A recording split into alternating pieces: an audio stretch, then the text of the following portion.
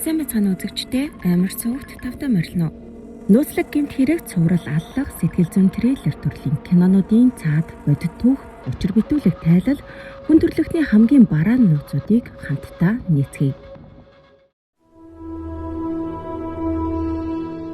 Өнөөдөр бидний эхлүүлж байгаа анхны уран бүтээл бол The Scarecrow буюу Манухай. Энэхүү кинон өмнөд Солонгосын түүхэнд хамгийн аимшигтай, хамгийн олон жил дарагдсан Хвасаны цуврал алхахын хэрэг болох гэмт хэрэгтэн Ли Чүнжэгийн бодит хэрэгээс сэтвлэн бүтээгдсэн. Киноны нэрийг Манухай гэсэн нь ч учиртай бөгөөд тухайн үед цагдаа нар алуурчныг айлгах гэж хэргийн газруудад Манухай босгож байсан бодит түүхээс үүдэлтэй юм. Одоогоор IMDb дээр 9 үнэлгээтэй байгаа бөгөөд өмнөд Солонгосын Инас үгийн түүхийг гэсэн энэхүү цуврал яагаад үзэгчдийг ийм ихээр айдас гайхшрал давтуулаад байгааг мэдмээр байвал намайг давж хонхоо идэвхжүүлээрэй. Хараа одоо бүгдээрээ 33 жилийн өмнөх дуусаагүй хэрэг рүү хамтдаа илцгээе.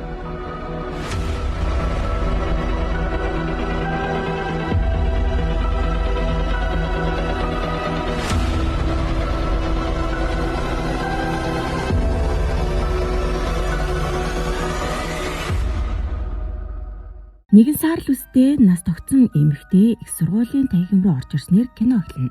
Тэр хичээл заах багшийг чеклэж алхах бөгөөд багшч түүнийг таниад И Түрүүч гэж нэрийг нь хэлээд мэд мэддэг. И Түрүүчийн зорж ирсэн энэ эрэгтэй багш бол өмнө нь Хвасаны цагдаагийн газарт мөрдөгч байсан манай киноны гол дүр юм. И Түрүүч Хвасаны цуврал аллахын жинхэнэ хэрэгтэн баригдсан талаар түүнд хэлнэ. Бүхэл бүтэн 30 жилийн дараа. Дэлгэц дээр И Юнсү гэх хоригдлын мэдээлэл гарч ирдэг. Тэр тухайн үед Хвасанд амьдардаг байгаад дараа нь Чонжуу руу нүүсэн бөгөөд 1994 онд бэрээ хөнөөсөн хэрэгээр бүх насаараа хоригдсон байдаг. Шинжилгээгээр түүний ДНХ цуврал алуурчны гарт амиа алдсан 3 хохирогчтой таарсан байдаг. За харин үлдсэн хэрэгүүд дээр хэрэг хүлээлгэх шаардлагатай гэж камордогчийг ятгахаар И Түрүүч ирсэн нь энэ юм. Гэтэл камордогч хэрэг хүлээлгэн гэдэг тийм ч амар зүйл биш гэд татгалзав. Харин И Түрүүч камордогчийг хэрэгтэн өөрөө дуудсан болохыг хэлдэг. Дүрс шилжиж камордогч хуучин эзүүлстэй хайрцаг нээн. Дэлгэц дээр тухайн үеийн цуврал алгын талаар гарч ирсэн сонин харуулах бөгөөд дүрс 1988 он руу шилжнэ. Шилдэг цагдаа нар шагнал гардуулах ёслолын арга хэмжээндээр камордогч орж ирэх бөгөөд багталтай нарахгүй алга ташсаар нэг цагдаагийн хажууд очиж суудаг. Нөгөө цагдаа нь энэ шагнал авах хүмүүсийг судлаа. Үзэгчд бол ард суuna гэж камордогчд сануулна. Гэтэл камордогч хоосон судалт эрхийн суусанд яадгийн гэд мөчөг өгсөнгүй. Яг тэр үед тайзан дээрээс зохион байгуулалттай гэмт бүлэглэл баривчлах ажиллагаанд амжилт гаргасан Жуно цагдаагийн газрын албаагчдыг шагнана гэж зарладаг. Манай хоёр судал булаацалдаад сууж байх зуур тайзан дээрээс өнөөх цагдаагийн нэрийг дуудана.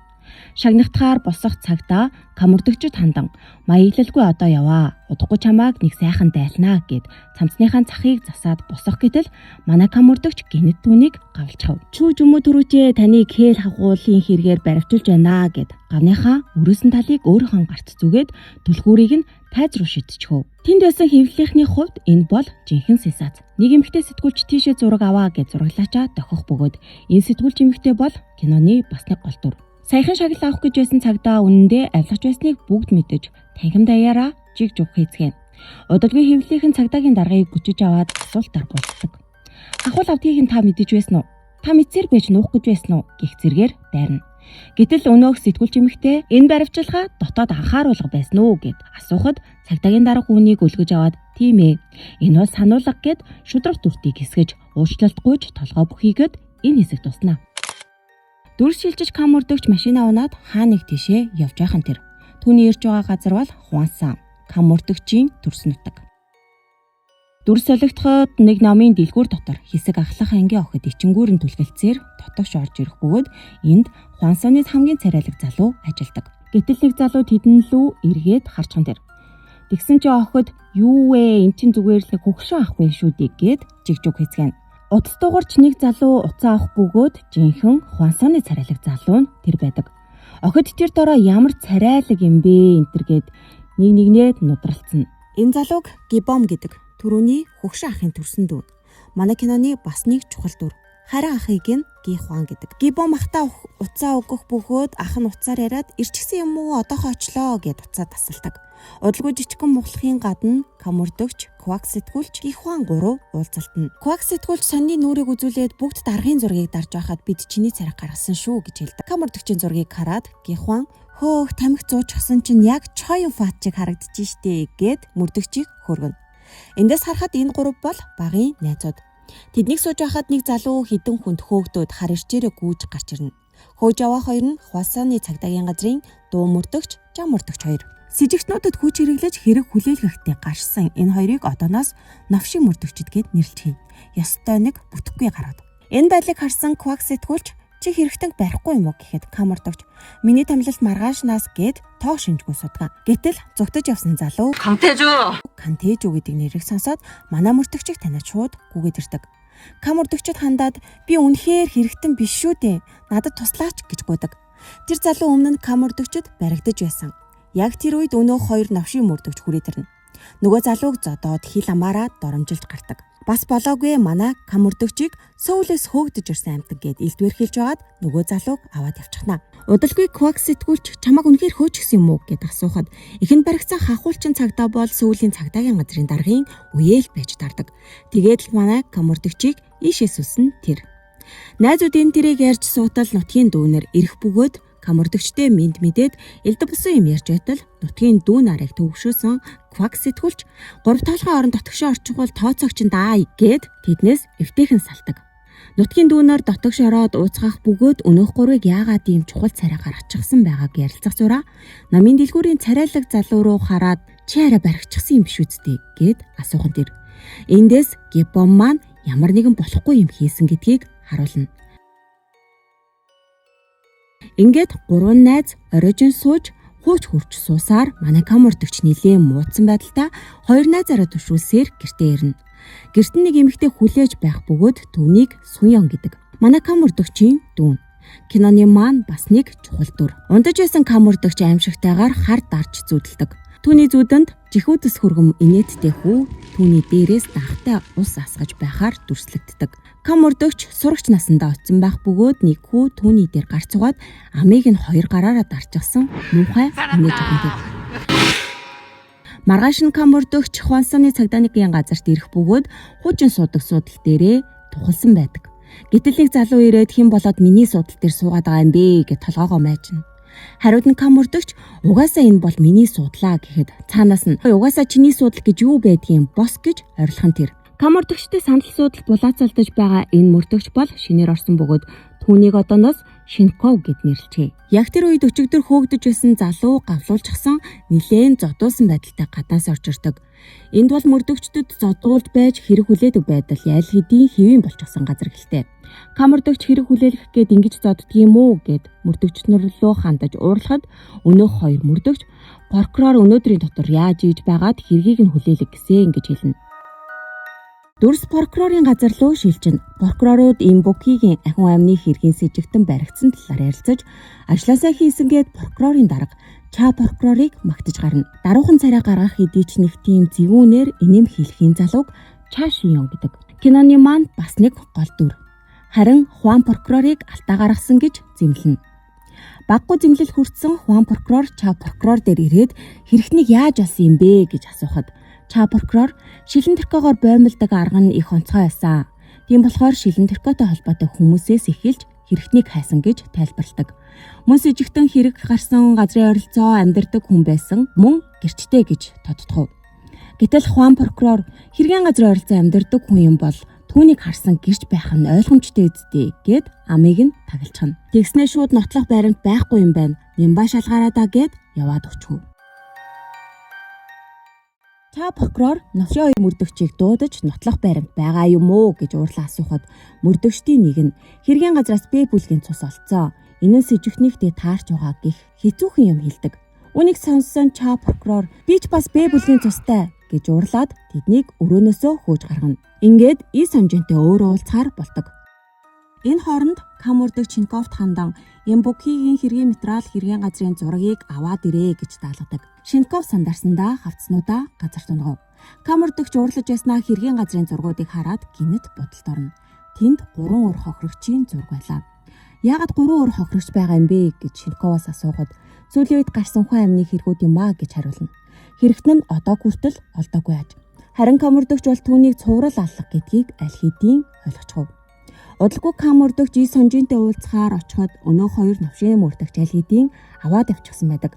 Харуулаас нь хаач нэг нь асуух үед гаднаас И Сонжиныг оруулж ирнэ. Ахиад нэлээд золдуулсан байдалтай. Камурдагч түүнээс чи жинхэнэ хэрэгтэн биш үсттэй гэж асууна. Гэтэл И Сонжин гинэд тийм ээ би хийсэн гэж хариулдаг. Камурдагч нөгөө хоёр мөрдөгчдээр очиод та нар зодож байж хэрэг хүлээлгэсэн байна. Гэхэд өнөө хоёр мөрдөгч битгий олон юм яриад хэрэг хүлээхийг нь прокурор өөрөө сонссон гэж хариулдаг.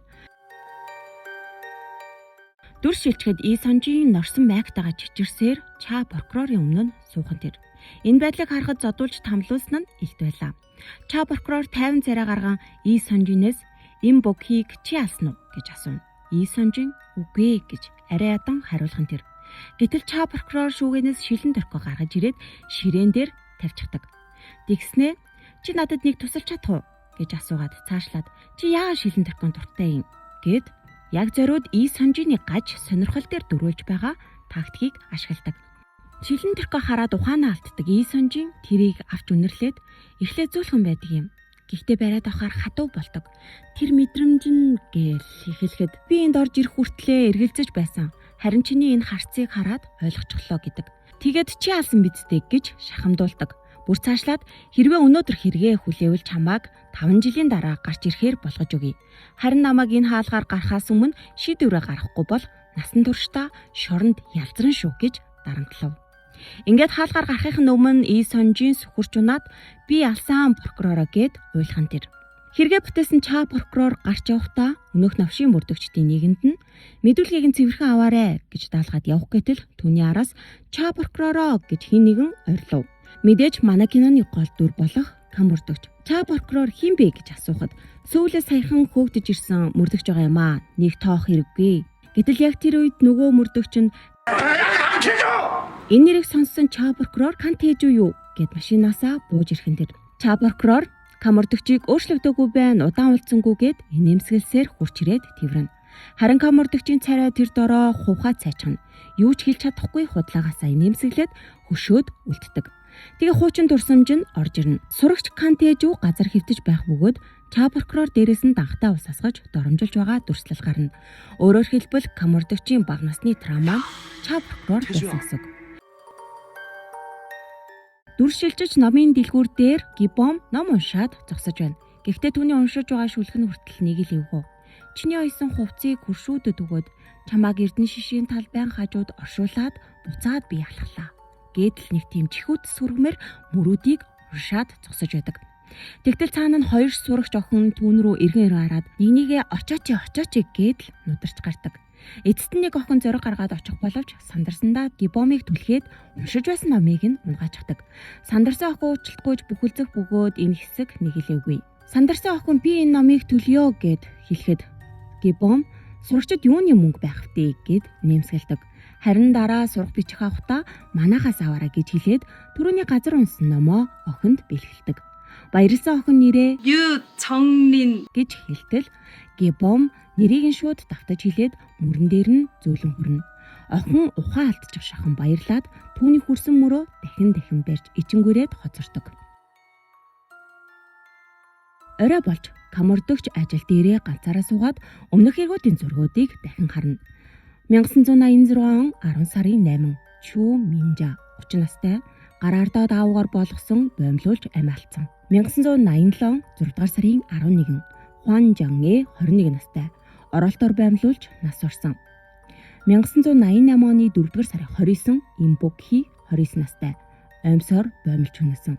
Хэрвээ энэ бүхэн цуврал аллах мөн нь батлагдвал бүх хэрэг нэгтгэгдэнэ. Эхний хоёр хэргийг Хуан Жэ хүн прокурор хариуцаж байгаа. Харин сүүлийн хэргийг Ча прокурор атгаж байгаа. Өөрөөр хэлбэл хэрэг нэгтгэгдвэл энэ хоёр прокурорын нэгэнд нь очно гэсэн үг. Камурдагч энэ бүхнийг бодож суутал гаднаас квак сэтгүүлч орж ирнэ. Одоо болтол тараагүй байгаа юм уу гэд хэргийн зургуудыг өнгөж оролдоход камурдагч бушуухан босоод түүнийг арай гэж дагуулж гарна. харанхуй гудамжаар алхаж явна. Замдаа Японийн тухай ярилцаж хөрцөглөх бөгөөд яг тэр үед хаа нэгтгээс нохоо уцах чимээ гарч охид цочин эргэж хартал замын хажууд мануухай байдаг. Мануухай л ээжтэй гэд би бинийгээ тайвшруулад урагшаа харахтай зэрэгцэн түнэлийн цаанаас нэг хүн тэдэн рүү чиглээд гүйж явна харагддаг. Дүрс шилжиж камурдөгч Квак сэтгүүлчтэй сөөжөө уугаад сууж байна. Камурдөгч гинэт Хуанжи хүн прокурорыг мэдвүү гэж Квак сэтгүүлчээс асууна. Яагаад нөгөө чаа прокуророос нотлох баримт байгаа юу гэд асуугаад байсан прокурор. Квак сэтгүүлч мэдлгүй яах вэ? Саяхны хүртэл манай хамгийн шилдэг прокурор байсан. Ялангуяа хүчирхийллийн хэрэгүүд дээр бараг ялагддаггүй хүн. Гэхдээ нэг хэрэг дээр сэжиглэж байсан хүн нь амиа хорлсон бөгөөд дараа нь тэр хүн жинхэнэ хэрэгтэн биш байсан нь тогтоогдсон гэж ярьдаг. Дахин өнөө хоёр охин руу дүрс шилжин. Айдастай ярилцаар гэр-гэрийн зүг явах гээд зам салах гэтэл түнэлийн гэрэл унтарчихсан байхан тэр. Түнэлээр ганцаараа гарах гэж байсан охин би яагаад байна гэхэд найз нь чамайг би гэртээ ортол чинь эндээс хараад зогсож байя гэж тайвшруулна. Охин найз руугаа эргэн харсаар баяртай гэж даллаад түнэл дотор алхана. Гэтэл дахиад эргэж хартал найз нь аль хэдийн алга болчихсон байв. Өөдгүй юм аа гэж дотроо бодсоор охин гэрийн зүг явдаг.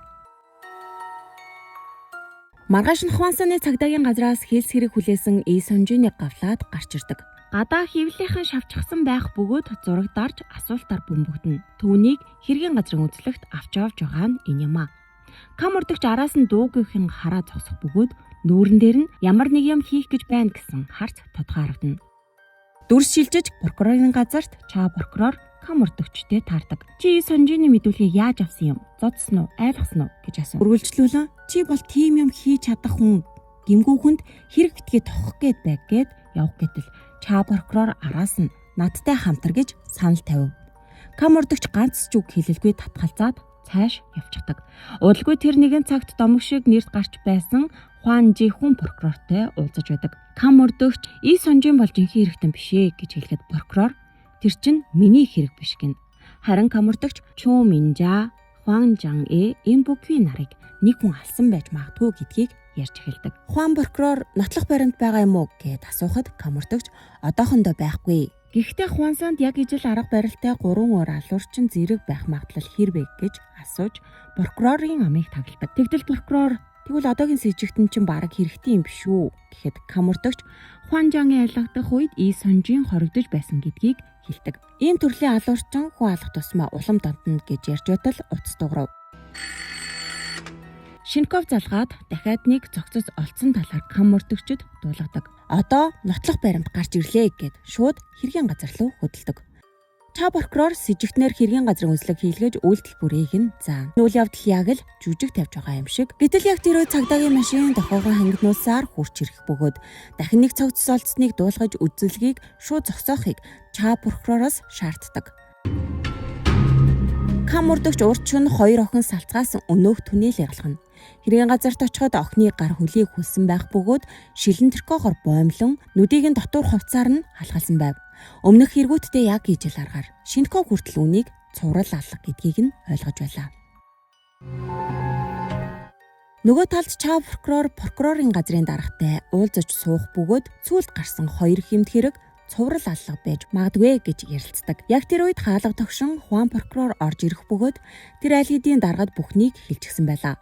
Бас цуврал аллагын хохирогч 2 биш 4 гэдгийг тайлбарладаг. Эцэст нь дарга хэргийг Хуан прокурорт даалгачав. Хэрэгэ болоолгосон чаа прокурор дотроо Кантежүг хараахан тэр. Цагдаагийн газарт хохирогч охины найз ирсэн байх бөгөөд камурдөгч түүнээс номын талаар асууна. Охин номын дэлгүүрийн царайлаг ах энэ номыг өгсөн гэж хэлдэг. Мөн хэрэг болохоос өмнө өөр нэг сэжигтэй зүйл харснаа ярих нь тэр. Түнэлээс нэг хөгшин эмэгтэй гүйж гарч ирээд чш гэж дуугараад шууд үнд нүгцэн байна. Харин араас нь худаг барьсан залуу гарч ирээд тэр эмэгтэй хаашаа явсан бэ гэж асуухад охин худлаа зүг рүү зааж өгөөд явуулчихсан аж. Ингээд камурдөгч Шинковтой хамт өнөөх хутгатай залууг ажлын газрынхан гадаа ажиглаж эхэлнэ. Орой болоход сэжигтэн ажлаасаа гарч өмнө нь хөөж байсан эмэгтэйхээ араас дахин дагдаг. Энэ удаа мөрдөгчд араас нь даагаж байгаад шууд баривчлах нь тэр. Байцаалтын үеэр өнөөх залуу тэр чинь миний эхнэр юм аа. Зүгцэн эхнэрээ авч явах гэсэн нь юу нь буруу байгаа юм бэ гэд орилж гардаг. Камурдөгч хоёр сухрагч охины зургийг өмнө нь тавиад Тамж байна уу гэж асуухад залуу эхэндээ тоомжиргүй суудаг. Харин энэ охин чамтай таарсныхаа дараа алуулсан гэхэд царай нь шууд хувьсгийв. Гэсэн ч тэр би биш гэж зүтгэдэг. Дүр солигдож өнөөх сэжигтэй залуугийн эхнэртэй камурдөгч уулзна. Эмэгтэй нөхөр нь байнга зоддог байсан учраас зугцсан талаараа камурдөгчд ярьдаг. Камурдөгч түүнээс 19-ны орой 20 цагийн үед хоёр сурагч охинтой таарсан эсхийг асуухад эмэгтэй тийм гэж хариулна. Тэр хавьд хэр удаан нуугдсныг нь асуухад бүтэн 1 цаг орчим байсан гэв. Тэгээд тэнд ямар нэг сэжигтэй зүйл харагдсан уу гэхэд сэжигтэй хүн бол байгаагүй, харин манууха бол байсан гэж хэлдэг. Камурдөгч тэр даруй сурагч охин ч бас манууха харсан гэж ярьсныг сандаг. Дүр солигдоход сурагч охин зураг зурж суун. Хэрэг болсон өдөр юу харснаа эргэн санах гэж оролдох бөгөөд тэр дундаа манууханы царайг санах гэж хичээж байлаа. Камурдөгч хэргийн газарт дахин очиж нотлох баримт хайна. Тэр оройн явдлыг толгойдоо дахин эвлүүлж бодно. Камурдөгч гинэт ганцхан амтан байна. Чи надад баригдлаа да гэд шивнэхэн тэр. Камурдөгч нүдэндээ хүртэл түүнийг харж байгаа юм шиг төсөөлнө. Яг тэр үед түнэлийн гэрэл асч өөдөөс нь нэг хүн алхаж ирнэ. Тэр нь чаа прокурор байв. Камурдөгч түүнээс энд юу хийж байгааг нь асуугаад энэ бол чиний хэрэг биш гэж сануулдаг. Харин чаа прокурор одоохондоо бол биш байх. Гэхдээ удахгүй миний хэрэг болно гэж хариулдаг. Бид хоёр найзууд эцтэй хамтраад хэрэгтнийг барья л та гэж хэлэхэд камурдөгчийн уур тасардаг. Найз гэдэг үгийг ахиж битгий хэл. Би хуучны кандидат юу биш шүү гэд замд аавна. Гэтэл чаа прокурор өөдөөс найхчгүй. Би энэ хэргийг буцааж авнаа. Чамаагч бас яг өмнөх шигчин болгон гэж зэвүүнээр хэлээд инээмсэгэлдэг. Дүрс шууд өнөө цаг руу шилжинэ. Камурдөгч жинхэнэ хэрэгтэнтэй уулзахаар шоронд иржээ. Хаалга онгойж гавтаа хоригдол дотог шорж ирэх бөгөөд хэрэгтэн инээмсэглээд камурдөгчд хандан оройтож ирлээ шүү гэхэд камурдөгч тайван харцаараа өөдөөс нь хараад удаан хүлээсэн үү гин. Ингээд эхний анги төгснө. Кино минь цаашаа хэрхэн үргэлжлэх бол